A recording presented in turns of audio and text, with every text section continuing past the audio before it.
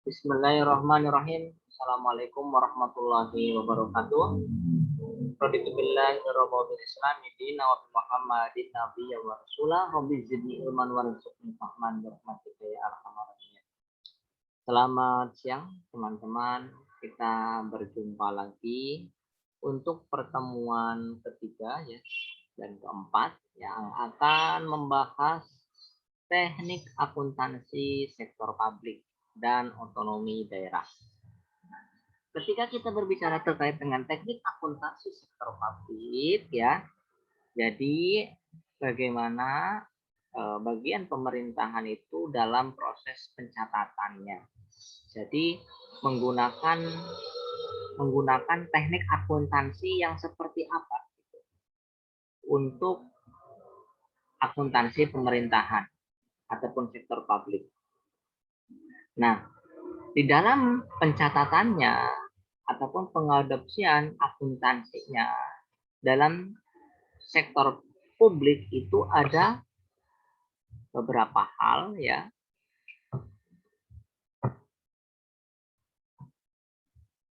Yang pertama itu akuntansi anggaran.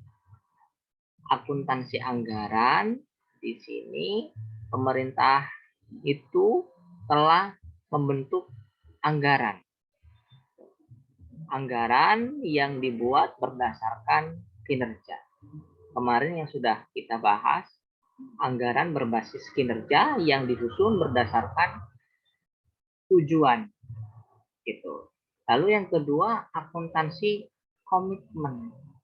Dan yang ketiga, akuntansi dan.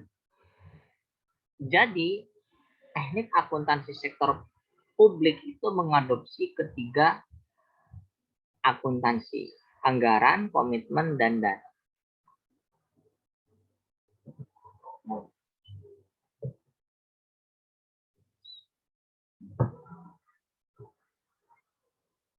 Akuntansi anggaran mengacu pada praktik yang dilakukan oleh banyak organisasi pemerintahan, khususnya dalam upaya menyajikan akun-akun operasi dengan menggunakan format yang sama dengan anggarannya, gitu. Begitu ya.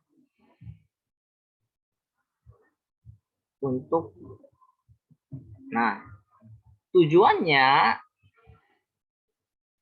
untuk menekan peranan anggaran dalam siklus perencanaan, pengendalian, dan pertanggungjawaban. Idenya itu untuk memudahkan ketika kita mau merencanakan suatu hal ataupun melaksanakan suatu hal dengan anggaran, maka mudah untuk merencanakannya. Jadi tujuannya akuntansi anggaran itu untuk kemudahan.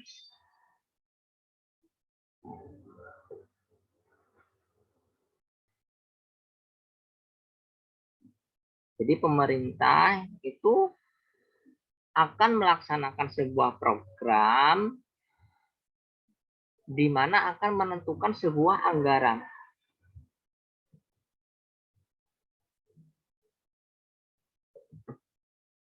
Nah, terdapat masalah signifikan bahwa organisasi yang berjenis sama ya dan memberikan jasa yang sama mungkin memiliki perlakuan yang berbeda walaupun akuntansi anggaran telah diadopsi oleh mereka. Nah, jadi yang pertama itu level agregasi ya. Lalu yang kedua logika dari akuntansi anggaran. Nah, kalau akuntansi perusahaan itu kan menggunakan basis accrual ya. Akuntansi berbasis accrual. Nah, jadi accrual itu artinya bahwa transaksi akan diakui ya, walaupun sebelum kas ataupun uang tunai diterima. Sedangkan pemerintahan menggunakan akuntansi berbasis kas. Jadi diakui pada saat kas diterima gitu. Dan sekarang pemerintah itu akan berpindah dari basis kas menjadi accrual gitu. Jadi proses perpindahan.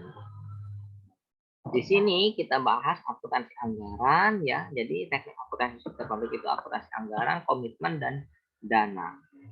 Gitu.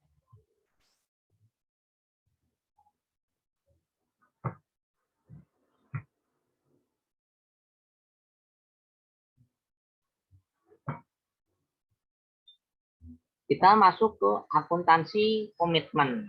Nah, akuntansi komitmen, nah di mana sistem akuntansi yang mengakui transaksi ya dan mencatatnya pada saat order dilakukan.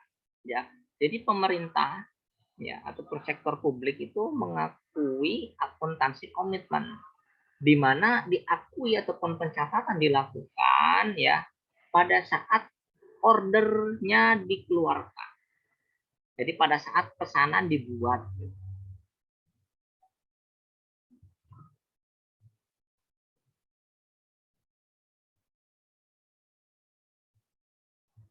Jadi ketika ada pesanan dan pesanan itu dibuat oleh pemerintah, maka dia akan mengakui, di mana hal itu pemerintah mengakui akuntansi komitmen.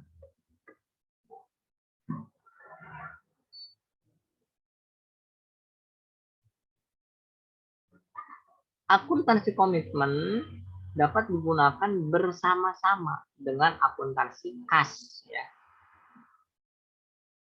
Di mana akuntansi kas itu pemerintah mengakui pencatatan pada saat kas diterima.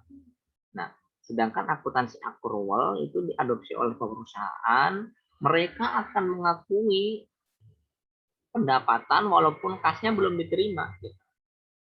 Nah, akuntansi komitmen itu terkadang hanya menjadi subsistem dari sistem akuntansi utama yang dipakai organisasi. Akuntansi komitmen itu mengakui transaksi ketika organisasi melakukan transaksi tersebut. Begitu. Nah, tujuan utama dari akuntansi komitmen ini sama untuk pengendalian anggaran. Nah, kenapa? Agar manajer itu dapat mengendalikan anggaran.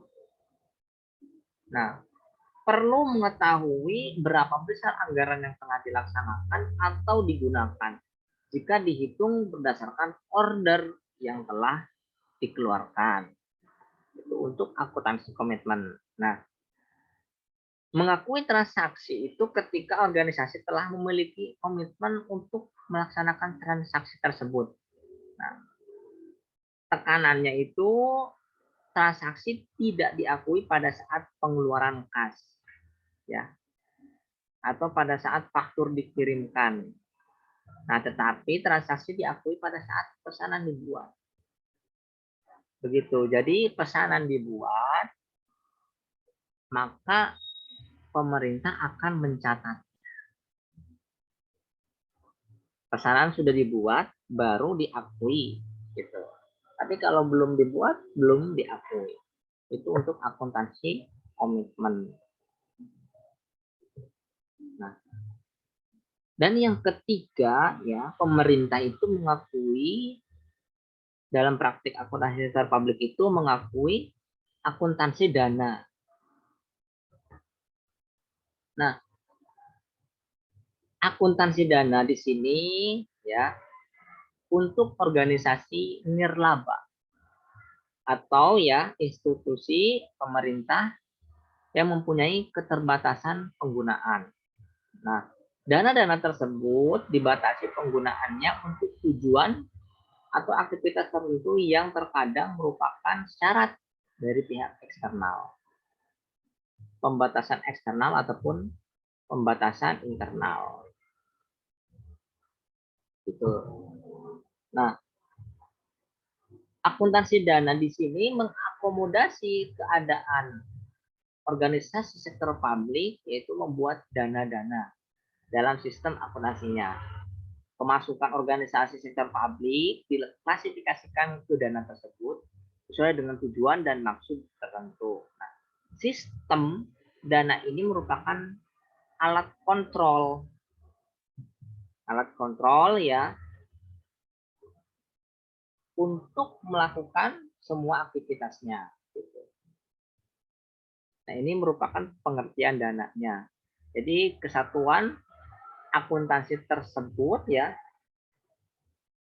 di mana kesatuan akuntansi tersendiri yang terpisah berdasarkan tujuan tertentu. Dalam satu dana itu terdapat kesatuan akun sendiri yang terdiri dari aset ataupun aktiva ya, kewajiban seperti utang, berbagai jenis utang, dan ekuitas ataupun modal. Ini contohnya, dana satu, ya,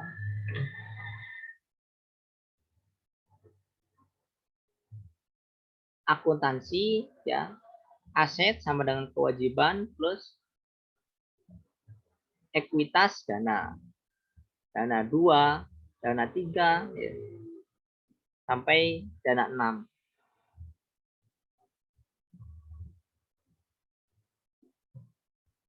Nah, persamaan akuntansi bisnis kan udah jelas, aset sama dengan utang plus ekuitas gitu ataupun modal. Sedangkan akuntansi sektor publik ya, aset, liabilitas, terusan funds balance ataupun saldo dana gitu. Sama dengan aset bersih.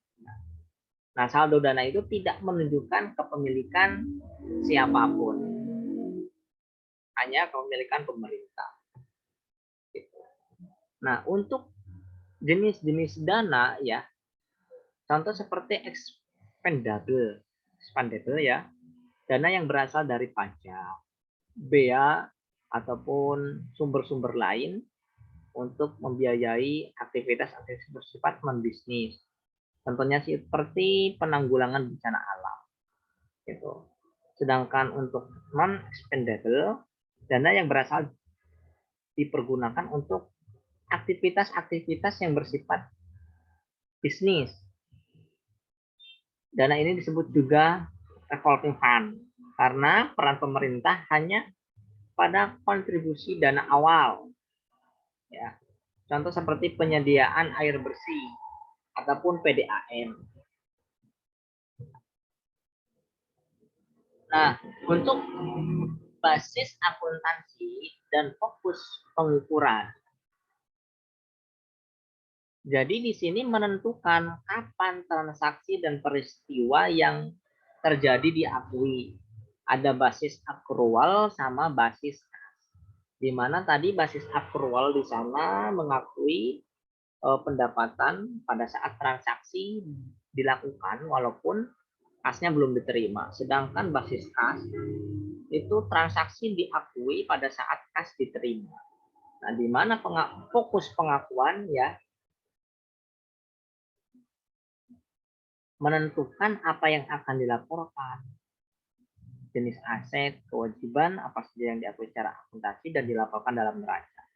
Intinya bahwa mereka itu mengakui kedua jenis akuntansi ini, basis akrual sama basis kas.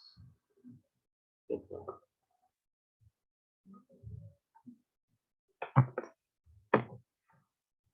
Nah, ini untuk basis kas.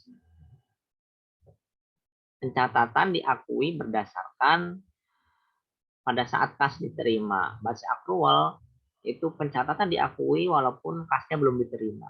Itu ya intinya. Intinya seperti itu Bapak Ibu. Nah, sistem pencatatan ada single entry, ada double entry dengan menggunakan jurnal, ada triple entry. Jadi semua pemerintahan itu mengakui semua ini.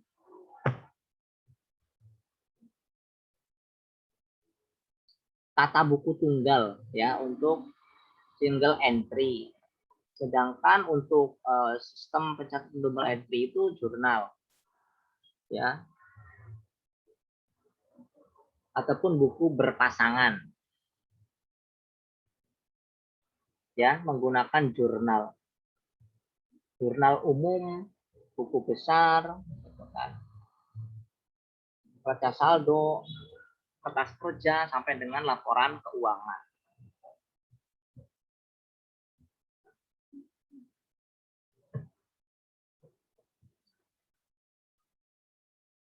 Itu untuk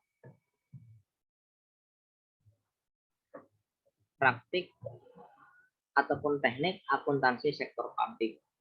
Jadi pemerintah itu mengakui 3 akuntansi ya dalam pencatatannya. Ada teknik akuntansi anggaran di mana mereka akan menentukan anggaran berbasis kinerja. Nah, di mana mereka menentukan berdasarkan anggaran itu ditentukan berdasarkan kinerja mereka yang akan dicapai. Sedangkan akuntansi komitmen mereka akan mengakui pencatatan pada saat order dilakukan ataupun dibuat. Nah, sedangkan akuntansi dana sama itu khusus untuk organisasi nirlaba gitu. Sama akuntansi pemerintah. Begitu. Nah, sekarang kita akan melanjutkan ke otonomi daerah.